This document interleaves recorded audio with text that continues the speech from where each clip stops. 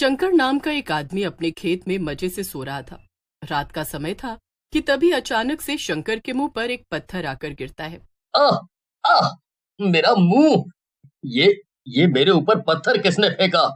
कौन है? कौन है? दिन दहाड़े किसका इतना दिमाग खराब है? हे भगवान! ये क्या हो रहा है? पानी और बर्फ का तो पता था, पर ये पत्थर की बारिश कब से होने लग गई? जमाना बड़ा खराब हो गया है। अब आसमान से कुछ भी बरसता है। शंकर भागकर अपने घर की तरफ जाने लगता है, लेकिन तभी उसकी नजर जमीन पर पड़ती है। असल में ये आसमान से पत्थर नहीं बल्कि हड्डियां गिर रही थी। हे भगवान! ये ये तो कंकाल के टुकड़े हैं। हड्डियां ये आसमान से कैसे गिरने लगी? लगता है कि कोई भूत प्रेत का चक्कर है। भागो रे बाबा भागो! शंकर देखता है कि गांव में हड़कंप मचा हुआ था और लोग इधर उधर भाग रहे थे। अचानक से हड्डियां गिरना बंद हो जाती हैं और फिर खून की बारिश होने लगती है। बारिश इतनी तेज होती है कि पूरे गांव में खून ही खून भर जाता है और खून की बाढ़ आ जाती है।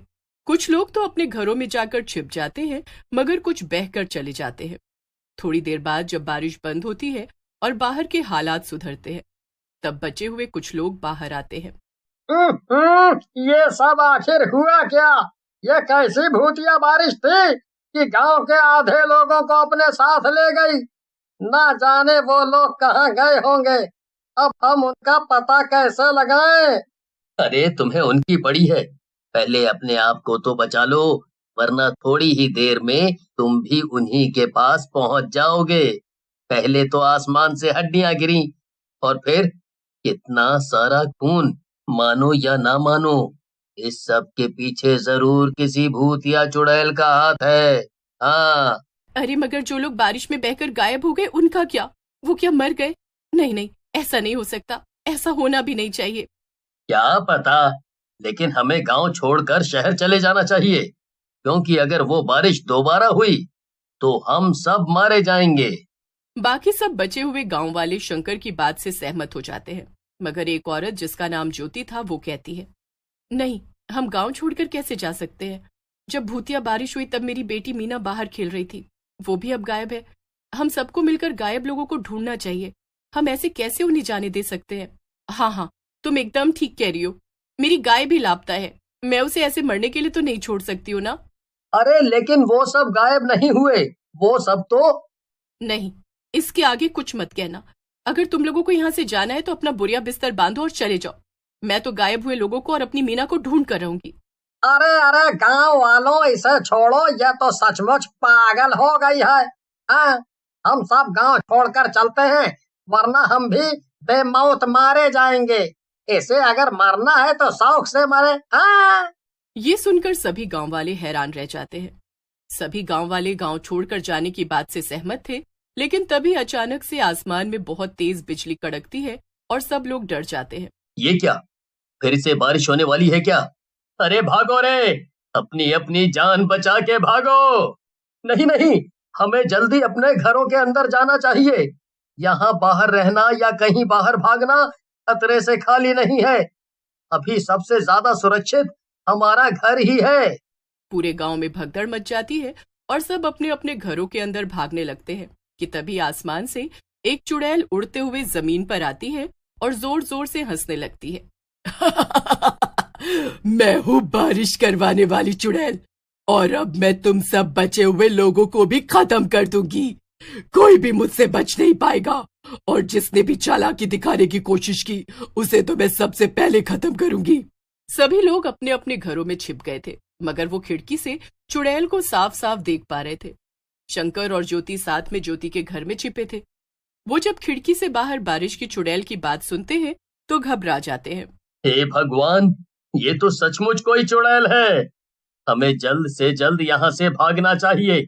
मैं कब से एक ही बात कह रहा हूँ, मगर कोई भी मेरी बात पे ध्यान क्यों नहीं दे रहा है? क्या तुम सबको मरने का अरे तुमने सुना नहीं? उस चुड़ैल ने क्या कहा? वो किसी को नहीं छोड़ेगी। वो गांव से बाहर किसी को जाने ही नहीं देगी, और उसने हमें चालाकी दिखाने से भी मना किया है। तुम्हें उसकी धमकियों से डर नहीं लगता क्या? हे भगवान, कि चुड़ैल तो बहुत ही ज्यादा ताकतवर है। देखते ही देखते इसने एक पूरे के पूरे घर को ही आग लगा दी। हमारी बरसों की मेहनत को एक झटके में तबाह कर दिया इस चुड़ैल ने।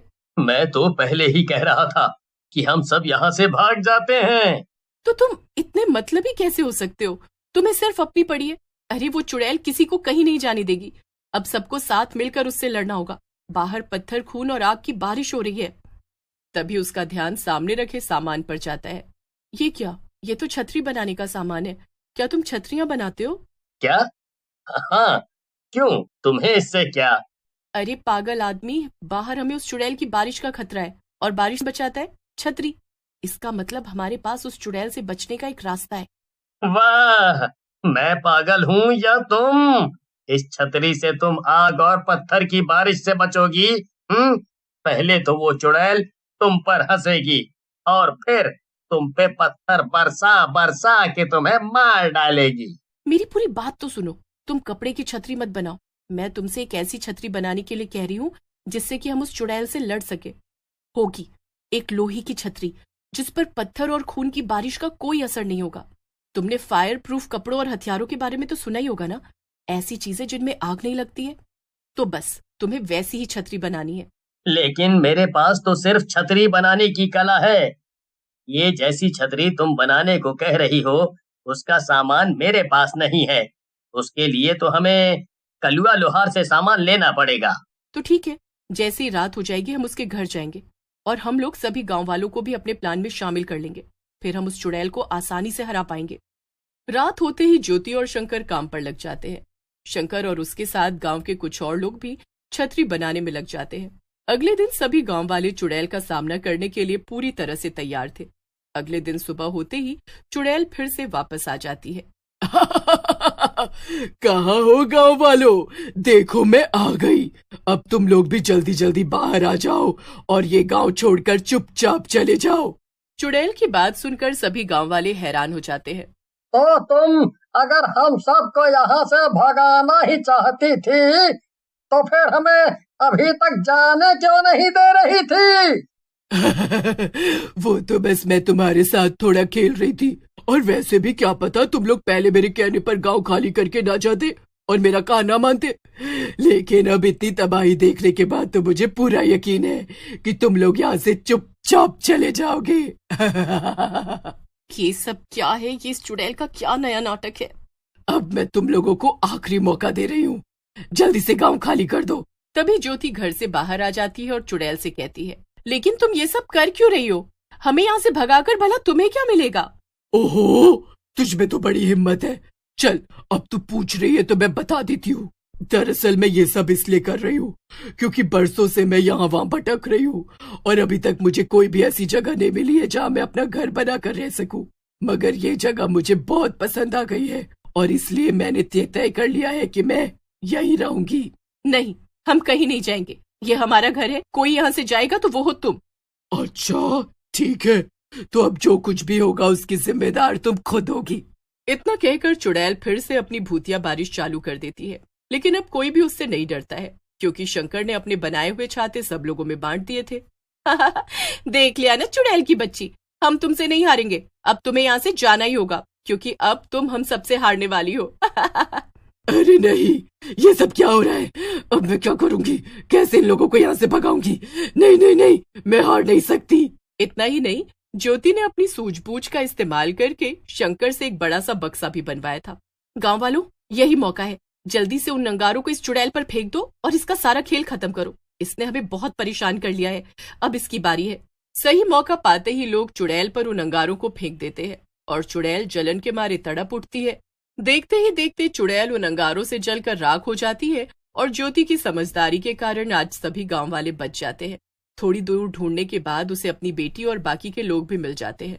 चुड़ैल ने उन्हें घने जंगलों में बांध कर रखा हुआ था। इसके बाद वो सभी लोग वापस पहले की तरह खुशी खुशी रहने लगते हैं।